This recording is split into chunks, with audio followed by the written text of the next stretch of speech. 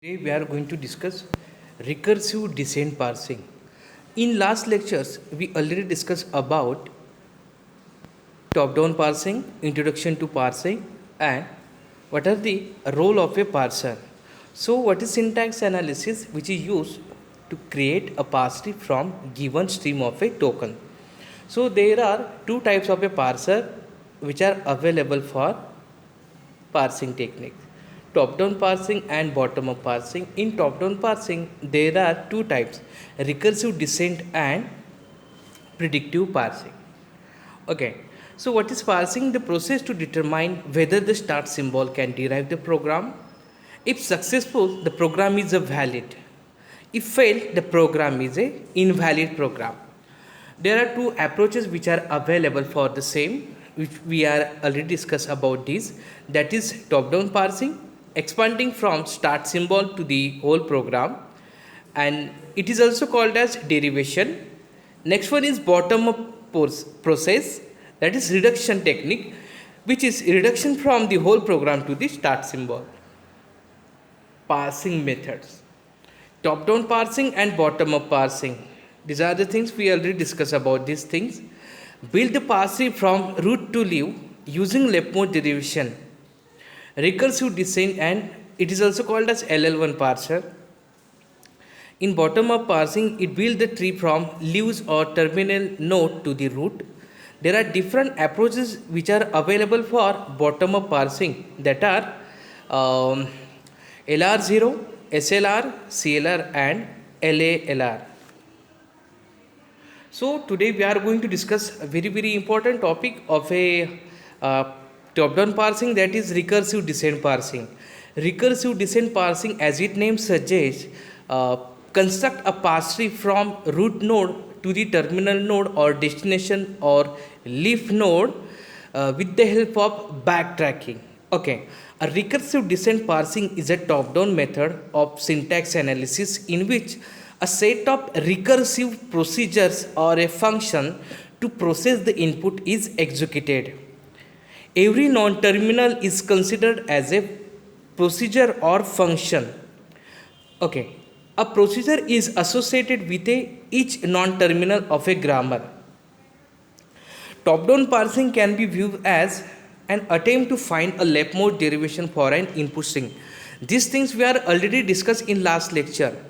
Top-down parsing is used the concept of a leftmost derivation. What is leftmost derivation? At each step, the production is applied to the leftmost variable.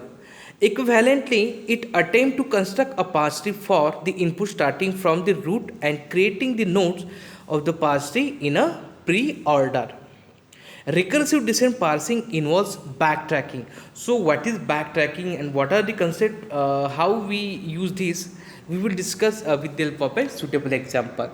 So consider the example, that is S produces or S derives C, that is small c, capital A and small d, and A derives small ab or A, and the input string is, that is W is equal to CAD, that is CAD. To construct a parse tree for this string using top down approach, initially create a tree consist of a single node which is labeled as S.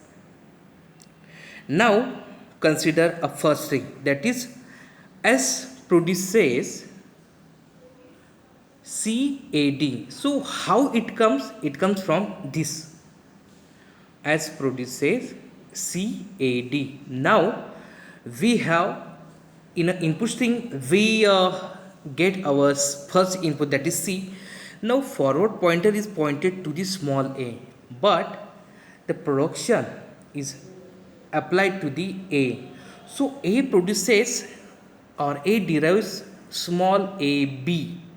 So if we go through this terminal node, then we will get that CAB.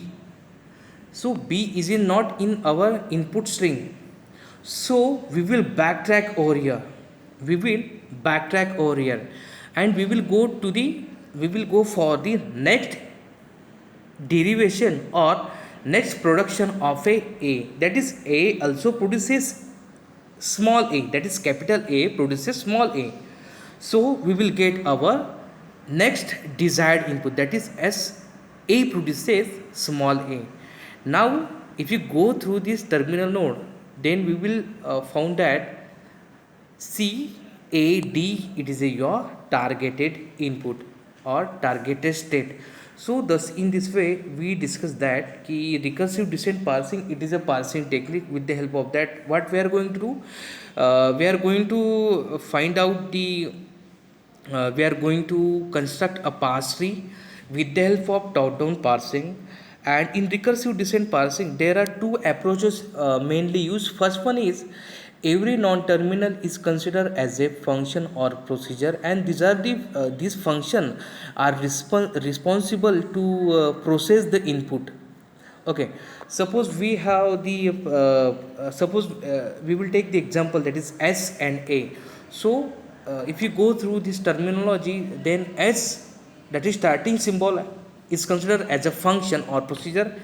Capital A is considered as a function, and these functions are recursively called till our desired input is we will get.